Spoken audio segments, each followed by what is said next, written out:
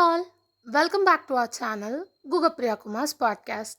இன்னையோட ஸ்டோரி பார்க்கலாமா? இன்னைக்கு நம்ம பார்க்க போகிற ஸ்டோரி பேட் டெம்பர். ஒரு ஊரில் ஒரு சின்ன பையன் இருந்தான். அவனுக்கு ரொம்ப கோபம் வரும். சின்ன விஷயத்துக்கும் சீக்கிரமாக கோவப்படுவான். ஒரு நாள் அவனோட அப்பா ஒரு பேக் ஃபுல்லாக நெயில்ஸ், அதாவது ஆணி தெரியுமா, அதை அவன்கிட்ட கொடுத்து சொன்னார். உனக்கு எப்போவாவது கோவம் வந்து அதை உன்னால் கண்ட்ரோல் பண்ண முடியாமல் போச்சுன்னா இந்த ஃபென்ஸில் ஒரு நெயிலை அடிச்சிடு அப்படின்னு சொன்னார். ஃபஸ்ட்டு டே அவனுக்கு ரொம்ப கஷ்டமாக இருந்துச்சு. அவன் 37 நெயில்ஸை ஃபென்ஸில் அடித்தான். ஆனால் கொஞ்சம் கொஞ்சமாக அவன் யோசிக்க ஆரம்பித்தான். கோவப்படுறதை விட கோவத்தை கண்ட்ரோல் பண்ணுறது தான் ஈஸி அப்படின்னு புரிஞ்சதும் டெய்லி அடிக்கிற நெயில்ஸோட கவுண்ட் குறைய ஆரம்பிச்சுது. கொஞ்ச நாள் கழிச்சு அவன் ஒரு நாள் கூட கோவப்படல. அப்பா ரொம்ப சந்தோஷப்பட்டு சொன்னார், இனிமே நீ கோவத்தை கண்ட்ரோல் பண்ண முடிஞ்ச ஒவ்வொரு நாளும் ஃபென்ஸில் இருக்கிற ஒரு நெயிலை எடுத்துடு அப்படின்னு சொன்னார். பையனும் அப்படியே பண்ணான். சில நாளுக்கு அப்புறம் எல்லா நெயில்ஸும் ரிமூவ் பண்ணிட்டான். அப்பா அவனை ஃபென்ஸ் கிட்ட கூட்டிகிட்டு போய் சொன்னார், நீ ரொம்ப நல்லா பண்ணியிருக்க, ஆனால் ஃபென்ஸை பாரு, நெயில்ஸ் எடுத்தாலும் அந்த ஹோல்ஸ் மட்டும் அப்படியே இருக்குது.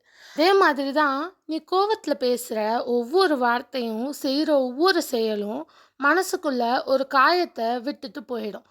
அப்புறம் எத்தனை தடவை சாரி சொன்னாலும் அந்த காயம் ஈஸியாக மறையாது. இந்த ஸ்டோரி நமக்கு என்ன சொல்லுன்னா, கோவம் வர்றது தப்பில்லை, ஆனால் கோவத்தில் பேசுகிறதும் செய்கிறதும் தான் பெரிய தப்பு. ஒரு நிமிஷம் அமைதியாக யோசித்து பேசினா பல பிரச்சனையை அவாய்ட் பண்ண முடியும். ஸோ உங்களுக்கு கோவம் வந்துச்சுன்னா உங்கள் வேர்ட்ஸை கண்ட்ரோல் பண்ண ட்ரை பண்ணுங்கள். அதே மாதிரி கோவம் வரும்போது ஒரு செகண்ட் ஸ்டாப் பண்ணி நல்லா யோசிங்க. எதுக்காக நம்ம இந்த கோவப்படுறோம், இந்த கோவப்படுறதுனால என்ன பயன் அப்படின்னு யோசித்து கோவப்படுங்க. எப்பயுமே கோவப்படும் போது மனசுக்குள்ளே இது சொன்னால் சிம்பிளாக சில்லியாக தான் இருக்கும். பட் இருந்தாலும் மனசுக்குள்ளே உங்களுக்கு பிடிச்ச பாட்டை யோசித்து அந்த பாட்டை பாட ட்ரை பண்ணுங்கள். மனசுக்குள்ளே சத்தமாக பாடினீங்கன்னா உங்களை பைத்தியம்னு சொல்லிடுவாங்க. ஸோ மனசுக்குள்ளே அமைதியாக அந்த பாட்டை பாட ட்ரை பண்ணுங்கள். அப்புறம் உங்களுக்கு பிடிச்ச இன்சிடென்ட்ஸை யோசிச்சு பாருங்கள். நீங்கள் லைஃப்பில் என்னவா வரணும் அதெல்லாம் திங்க் பண்ணி பாருங்களேன். உங்களுக்கு கோவம் வரும்போது சம்டைம்ஸ் இந்த தாட்ஸ்லாம் நம்மளை மாற்றிடும். ஒரு வாட்டி எனக்கு ரொம்ப கோவம் வந்துச்சு. அப்போது என்னோட அண்ணா எனக்கு சொன்னது என்ன அப்படின்னா, நீ கோவப்படும் போது உன்னோட கான்வோவை இங்கிலீஷில் ட்ரை பண்ணி பாரு, உன்னோட கோவம் கம்மியாகும் அப்படின்னு சொன்னாங்க. ஸோ அதை நானும் ட்ரை பண்ணி பார்த்தேன். பட் என்னோட கோவம் அப்படியே குறைஞ்சிது.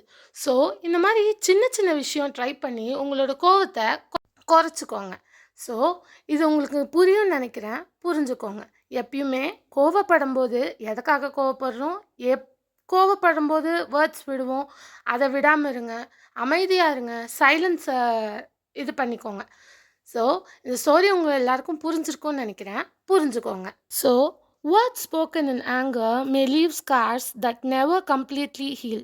So always control your anger before it controls you. Thanks for வாட்சிங். லைக், ஷேர், சப்ஸ்கிரைப்லாம் பண்ணிக்கோங்க.